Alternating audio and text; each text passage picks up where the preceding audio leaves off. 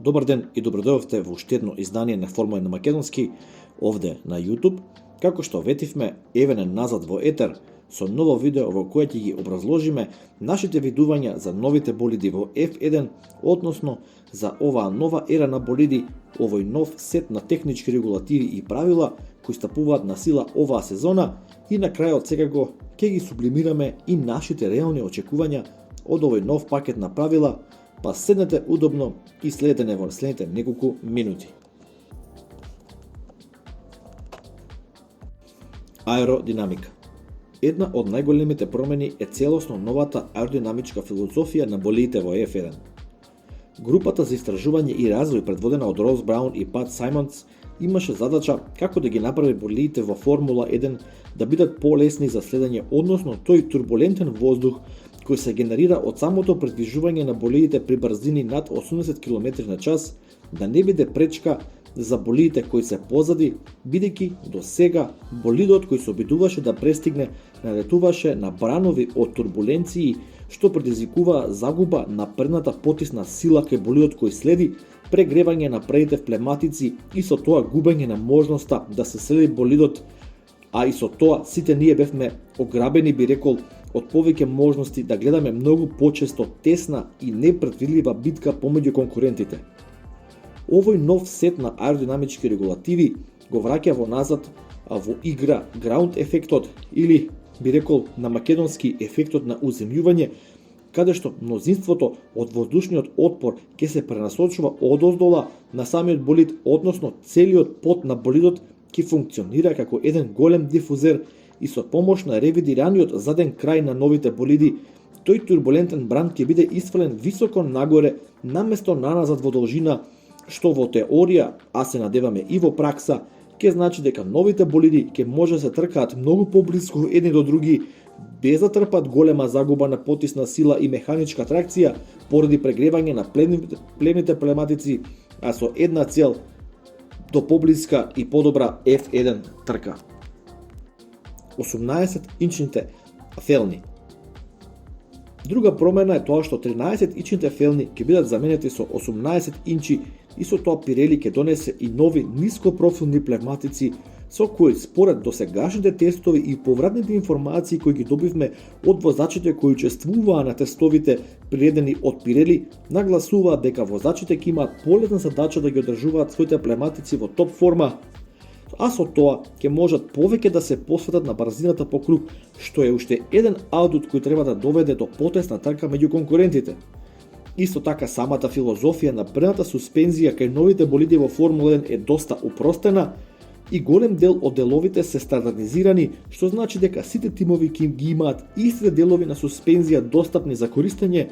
што би требало драстично да допринесе за намалување на трошоците, но и за обезбедување на фер поле на натпревар помеѓу тимовите во Формула 1, особено ова важи за помалите тимови.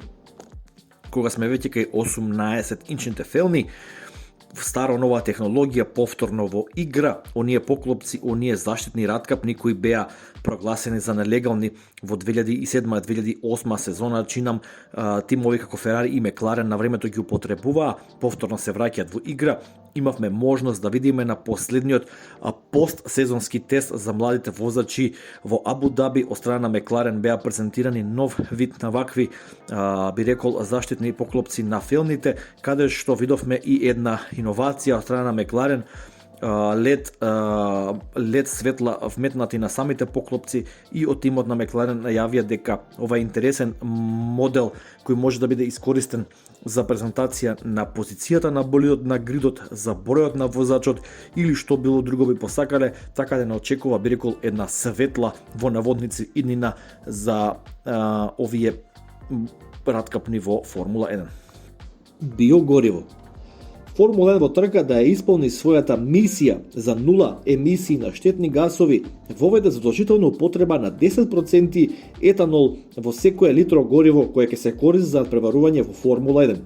И според информациите кои кружат во падокот и на интернет, ова ќе доведе до загуба од 20 до 80 коњски сили моќност кај агрегатите во Формула 1, па така италијанските и британските медиуми шпекулира дека изминатиот период Ферари забележал значителен напредок на ова поле и дека успеале да ја задржат загубата во моќност поради новото еко гориво на само 20 коњски сили. Од Honda и Mercedes исто така стигаат позитивни вести дека успеале драстично да ја намалат оваа загуба поради новото еко гориво кој е воведено во Формула 1, додека момците од Рено мудро молчат и не ги откриваат своите адути пред почетокот на новата сезона. За крај, нашите очекувања овде на каналот Формула 1 на македонски би рекол се поделени во две категории. Првата е желба, а втората е реалност. Желбата е дека овие болиди на вистина ќе допринесат за тесна и блиска борба помеѓу конкурентите секој круг од секоја трка и дека ќе имаме борба за титула помеѓу 4 или 5 возачи и барем помеѓу 4 тимови за врвот на Формула 1 во двете титули, и кај возачи, значи и кај конструктори. Меѓутоа, реалноста е дека иако овие нови правила на хартија гарантираат подобро шоу и далеку по-фер трка до титулата, голема е шансата повторно да гледаме доминација на два тима или барем на еден тим во првата сезона од новиот сет на овие нови правила. Овој ресет на правила може да донесе исто така и до изненадување, како тоа што го направи Brown GP со напуштената шасија на Honda, или пак може да доведе до тотална доминација на старите добропознати гиганти, како на пример Mercedes. Она што мене лично ме загрижува е тоа што иако тимовите сега имаат ограничен буџет и ограничени број на часови развој на шасијата во воздушните тунели и достапните алатки за компјутерска симулација, не можеме а да не претпоставиме дека големите тимови кои има најголем кеш на располагање се достапувањето на сила на новите правила не го искористиле секој долар до последниот можен момент да направат исчекор пред другите тимови. Затоа се на се, јас сум умерен оптимист за идната сезона, но на долг рок сум апсолутно сигурен дека Формула 1 ќе стане изворено компетитивна во поглед на победи и дека секој тим ќе може да победи на трка, а зашто да не и да може да се бори за титулата во Формула 1. Како и секогаш, ви благодарам што го следите каналот Формула 1 на македонски. Лайк, шер, субскрайб, би сакал во коментари да ги слушнам вашите размислувања за новиот сет на правила и за овие нови болиди во Формула 1 и се гледаме во некоја следна прилика. Поздрав!